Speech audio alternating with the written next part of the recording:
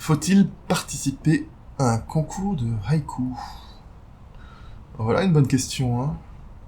Alors, si vous n'avez pas envie d'écouter toute la capsule, ben, je vous donne tout de suite la réponse. C'est oui et non. Vous êtes bien avancé, hein. Bon, d'abord, bonjour à tout le monde. Et comme je l'ai déjà dit ici, je suis pas très fan des concours de haïku, et même des concours de poésie en général. C'est surtout le côté compétition entre poètes qui me dérange. On donne un prix à l'un et puis pas à l'autre. C'est très bof. Donc pour moi, c'est non. Mais y a-t-il d'autres raisons pour ne pas participer? Euh, une qui me paraît évidente, euh, c'est souvent un sujet imposé, du genre la forêt. Voilà. Écrivez un haïku sur la forêt. Pire encore, hein, un sujet engagé politiquement, du style écrivez sur le réchauffement climatique. Vous savez déjà ce que je pense de l'idéologie dans la poésie, surtout dans le haïku. Bon bref, il s'agit d'un sujet imposé. Alors quoi? Qu'est-ce qui vous êtes supposé faire exactement? Vous sortez en forêt et puis vous vous forcez là à avoir une émotion pour écrire votre sublime haïku qui va gagner?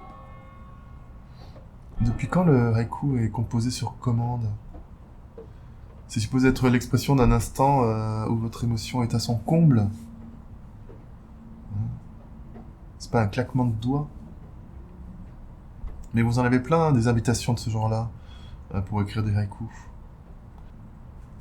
Donc non, le haïku n'est pas un slogan publicitaire qu'on compose à la demande. Il y a d'ailleurs des haïkistes qui composent tous les jours. Alors je sais pas comment ils font, hein. Ils sont hyper réceptifs, sûrement, à leurs émotions. Ou alors ils ont beaucoup de temps libre. Pour moi, c'est le haïku qui vient à moi, et pas l'inverse. Alors vous allez me dire, oui, mais quand vous avez commencé, vous avez dit que oui et non. C'est-à-dire donc on a compris le non, mais et le oui alors.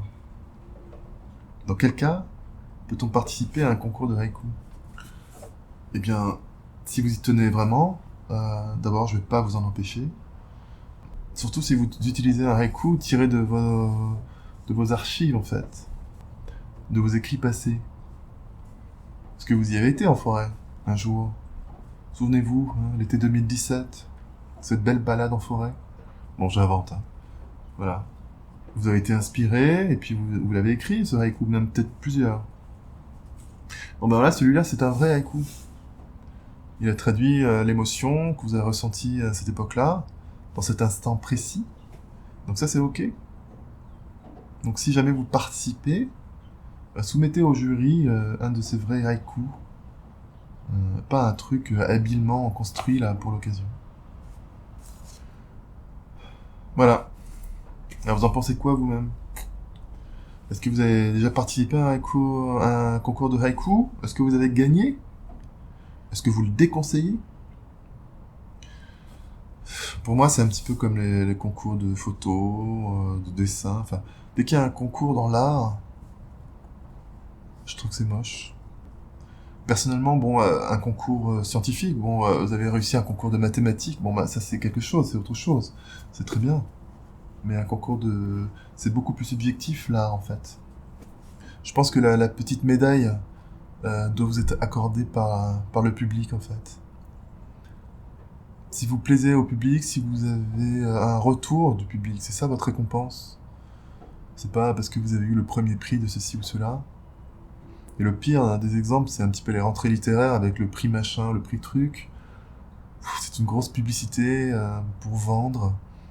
Et en fait, très souvent, on est déçu par ce qu'on lit. Bref. Donc voilà.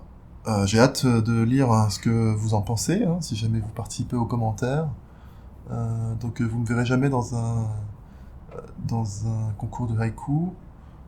Et d'ailleurs, c'est pour ça que j'ai choisi l'autopublication, hein. Je préfère m'adresser directement au public. Voilà. Je vous embrasse tous et je vous dis à très bientôt pour une prochaine capsule.